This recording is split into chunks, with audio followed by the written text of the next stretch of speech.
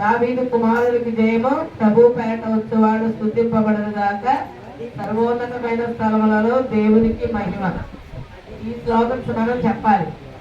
2024 సంవత్సరాల క్రితం యేసుక్రీస్తు ప్రభు వారు మరి గాడిదను ఎక్కి ఆయన వచ్చుతున్నప్పుడు ఆ సమయంలో ఉన్న ప్రజలందరూ కూడా ప్రభువుని ఆ విధంగా స్తుతించారు. కాబట్టి మనం కూడా ఆ ప్రకారంగానే ప్రభువుని స్తుతిస్తూ ఇతనికి ప్రభువుని ప్రకటించడానికి వెళ్ళేది. కాబట్టి ఆ రోజు మాత్రం టైంకి 8:30 అంటే 8:30 కల్లా అందరూ ఇక్కడ ఉండాలి. ఓకేనా? మీరు 8:30 అంటారంట, మేము వస్తాంలే, 9కి మధ్యలో కలుస్తాం, చివరిలో కలుస్తాం. ఫుల్ఫిల్గా ఉంటే దేవుని ఆశీర్వాదం ఉంటుంది, లేకపోతే మీ ఇష్టం, యువర్ చాయిస్.